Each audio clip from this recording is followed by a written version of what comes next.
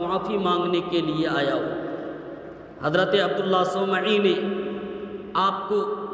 پیر سے لے کر سر تک، سر سے لے کر پیر تک دیکھا اور پھر سوچا کہ کوئی، چونکہ آپ بہت بڑے فراست کے مالک تھے اور صاحب کشف ولی بھی تھے آپ۔ دیکھنے کے بعد آپ نے سوچا یہ کوئی معمولی انسان نہیں ہو سکتا ہے جو ایک آزاد سیب کی معافی کے لیے اتنی دور سے، کوسوں دور سے سفر کر کے معافی مانگنے کے لیے مجھ سے آیا ہے، یہ کوئی معمولی نوجوان نہیں ہو سکتا ہے۔ تو حضرت عبداللہ صومعی نے کہا، اے نوجوان، تم کو سیب تو میں معاف کر دوں گا، لیکن اس کے لیے ایک شرط ہے کہ جس سیب کو تم نے کھایا ہے، جس باغ کا سیب تم نے کھایا ہے، اس باغ کی رکھوالی 10 سال تک کرو۔ حضرت ابو صالح موسیٰ جنگی دوست رحمۃ اللہ تعالی علیہ نے رئیس جیلان حضرت عبداللہ صومعی کی اس شرط کو منظور فرمایا۔ المختصر 10 سال تک آپ نے اس باغ کی رکھوالی کی۔ جب جو میعاد حضرت عبداللہ صومعی نے متعین کیا تھا، مقرر فرمایا تھا، جب وہ مکمل ہوا تو حضرت ابو صالح موسیٰ جنگی دوست رحمۃ اللہ تعالی علیہ خدمت اقدس میں حاضر ہوئے اور عرض کیا کہ جو میعاد آپ نے مقرر فرمائی تھی، ہم نے اس کو پورا کر دیا۔ حضرت عبداللہ صومعی نے فرمایا کہ ابھی 2 سال اور کرو، پھر میں سیب کو معاف کرنے کے بارے میں سوچوں گا۔ حضرت ابو صالح نے پھر 2 سال مکمل کیے۔ جب 2 سال مکمل ہو گئے تو رئیس جیلان حضرت عبداللہ صومعی نے آپ کو اپنی خدمت میں بلایا اور بلا کر کہا، اے نوجوان، ہم نے تو سیب معاف کرنے کے بارے میں سوچ لیا ہے، لیکن اور ایک آخری کام بچا ہوا ہے، باقی ہے۔ اگر تم اس کو منظور کرو تو میں تمہیں سیب معاف کر دوں گا۔ ایک سیب کھایا تھا، 12 سال تک آپ نے باغ کی رکھوالی کی، ابھی تک معاف نہیں کیا ہے۔ اب آخری شرط بچا ہوا ہے کہ اگر تم اس شرط کو بھی منظور کرو تو پھر میں تمہیں سیب معاف کر دوں گا۔ حضرت ابو صالح نے فرمایا کہ آپ شرط بیان فرمائیں۔ حضرت عبداللہ صومعی نے فرمایا، میری ایک اکلوتی بیٹی ہے، اگر تم ان سے نکاح کر لو، لیکن پہلے شرائط سنو، خامیاں سنو کہ میری بیٹی کے اندر خامیاں کیا کیا ہے۔ میری بیٹی آنکھ سے اندھی ہے، کان سے بہری ہے، ہاتھ سے لنجی ہے اور پیر سے لنگڑی ہے۔ اگر تم ان سے نکاح کر لو، اپنا عقد میں قبول کر لو تو میں سیب تمہیں معاف کر دوں گا۔ آخرت کا خوف دیکھیے، خشیت دیکھیے دل کے اندر، کس قدر خشیت ہے دل کے اندر، کتنا ڈر ہے اللہ کا کہ وہاں بے عزتی نہ ہو، وہاں تضحیک نہ ہو، وہاں توہین نہ ہو، اللہ کی عدالت میں توہین نہ ہو۔ دنیا میں چاہے جو بھی ہو کر گزریں گے، جو بھی مصیبت آئے، جو بھی صعوبتیں آئے، جو بھی دقتیں آئے، یہی پہ برداشت کر لیں گے، لیکن آخرت میں رب کریم کے سامنے اہانت نہ ہو، توہین نہ ہو، بے عزتی نہ ہو، میرا رب مجھ سے ناراض نہ ہو، یہ خیال، یہ خشیت دل کے اندر ہے۔ تو میرے دوستو،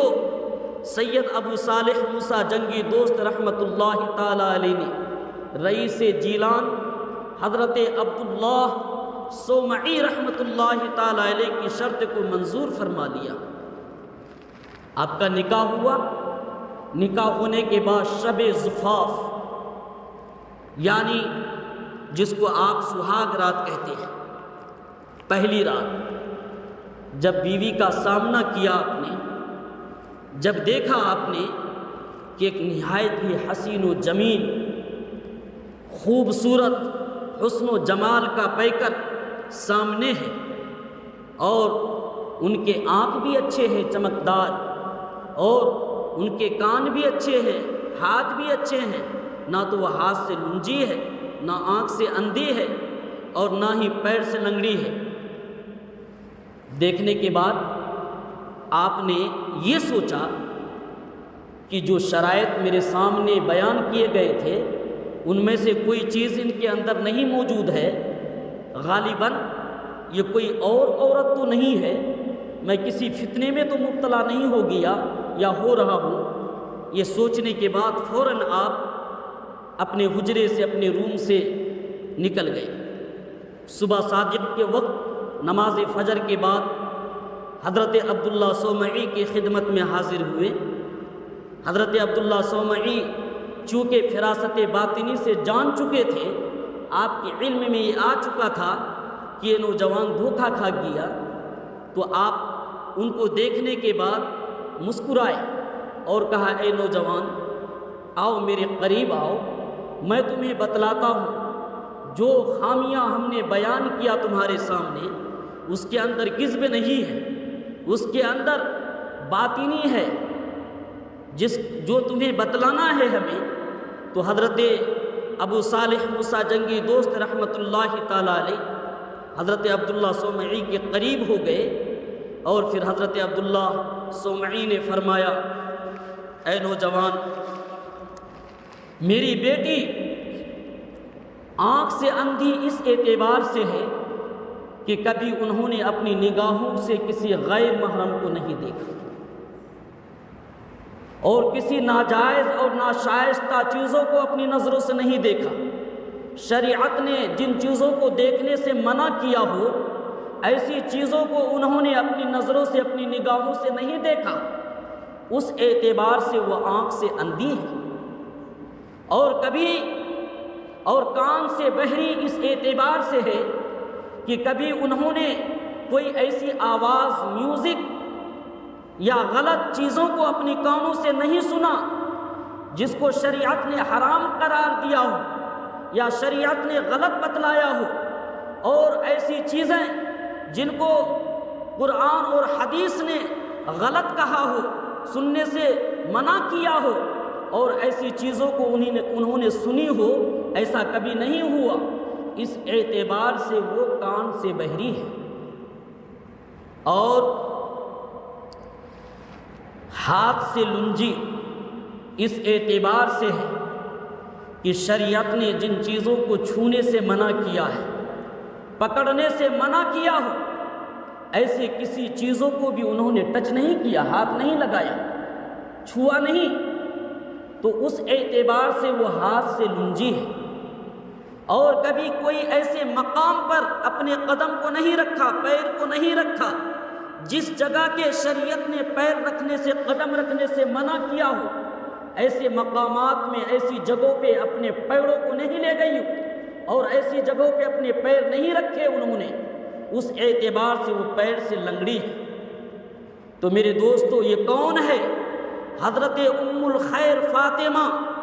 حضور الشیخ محی الدین عبد القادر جیلانی کی والدہ محترمہ کی صفات کو بیان کر رہا ہوں۔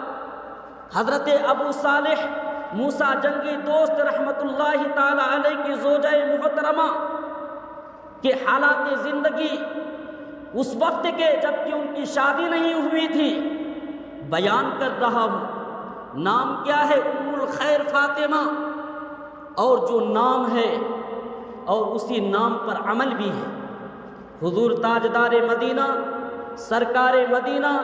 احمد مجتبیٰ،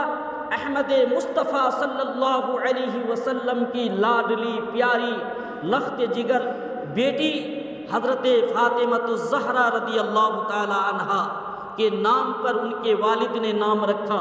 اور عمل بھی خدا کی قسم انہی کی زندگی پر ہے۔ جب ماں کے اندر ایسے صفات ہوں، جب ماں شریعت کے اس قدر پابند ہوں، جب ماں قرآن پر اس طرح چلنے والی ہوں، جب ماں احادیث پر اس طرح چلنے والی ہوں، جب ماں کی زندگی کے اندر ام الخیر فاطمہ کے اندر فاطمہ الزہرا کی زندگی ہو، تو ایسے ماں کے شکم سے عبد القادر جیلانی پیدا ہوتا ہے۔ ماں سنیما دیکھے، گناہوں کا شکار بنائے اپنی آنکھوں کو، ماں میوزک سنے، ماں چغل خوری کی باتیں سنے، ماں کے کانوں میں وہ آوازیں آئے جن آوازوں کو سننے سے قرآن نے منع کیا ہو،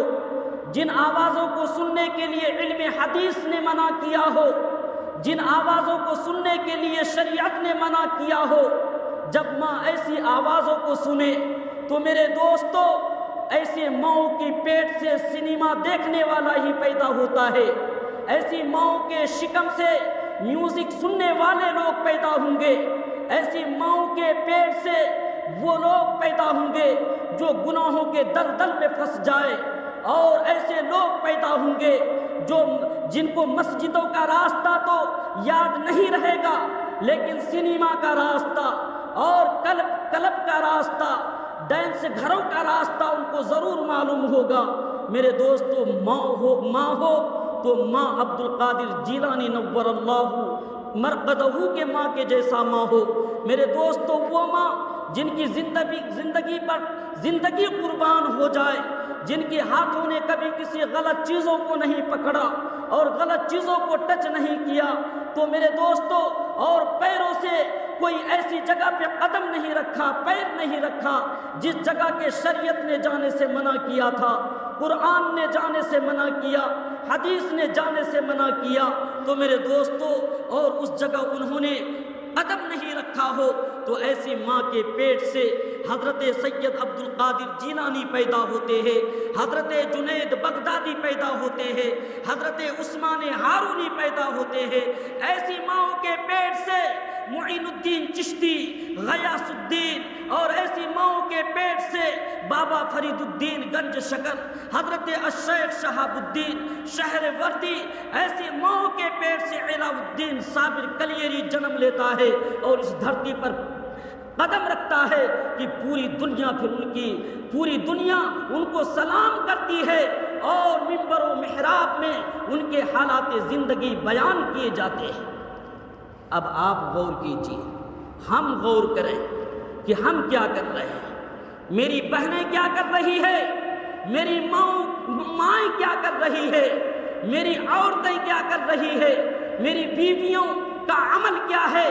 آج ہم نے ٹی وی اور سنیما لگا دیا گھر کے اندر، تو میرے دوستو ذرا غور کرو، کیا جواب دو گے؟ ایسے اعمال کرنے کے بعد بھی کہتے ہو کہ عبد القادر جیلانی سے محبت کرتا ہوں، ایسے اعمال اور ایسے کردار رکھنے کے باوجود کہتے ہو کہ ابو صالح سے محبت کرتا ہوں، پھر کہتے ہو ام الخیر فاطمہ سے محبت کرتا ہوں، ان کی عظمت دل میں باقی ہے۔ کیا تم ہی بتلاؤ، تم جھوٹ کہتے ہو یا سچ کہتے ہو؟ اگر تم واقعی محبت کرتے تو پھر اپنی ماں اور بہنوں کو بھی سدھارتے، کنٹرول میں لاتے۔ میرے دوستو، آج نہایت ہی افسوس کے ساتھ کہنا پڑتا ہے، لوگ ایک کان سے سنتے ہیں اور دوسرے کان سے نکال پھینکتے ہیں۔ حضرت بشر حافی رحمہ اللہ تعالی علیہ اپنے زمانے کے بہت بڑے ولی گزرے ہیں۔ ان کا ایک واقعہ تذکرۃ الاولیاء میں لکھا ہوا ہے کہ حضرت بشر حافی کو ایک بار ایک شخص نے دیکھا کہ آپ قبرستان میں ہیں، ایک ٹہنی آپ کے ہاتھ میں ہے، آپ قبروں کو کھودتے ہیں اور قبروں کو کھودتے ہیں اور لاشوں کے سروں کو نکالتے ہیں اور ایک کان میں ٹہنی ڈالتے، اور وہ ٹہنی ڈالنے کے بعد اگر دوسرے کان کی طرف سے نکل جاتا ہے تو آپ اس سر کو قبر سے باہر پھینک دیتے، اور اسی طرح ایک کے بعد دیگرے کرتے جا رہے تھے۔ کچھ سروں کو آپ باادب سے دفن کرتے تھے اور کچھ سروں کو باہر پھینکتے جاتے تھے۔ جب آپ سے پوچھا گیا آپ ایسا کیوں کر رہے ہیں تو حضرت بشر حافی نے جواب دیا کہ وہ سر جس کے کان پر میں ٹہنی ڈالتا ہوں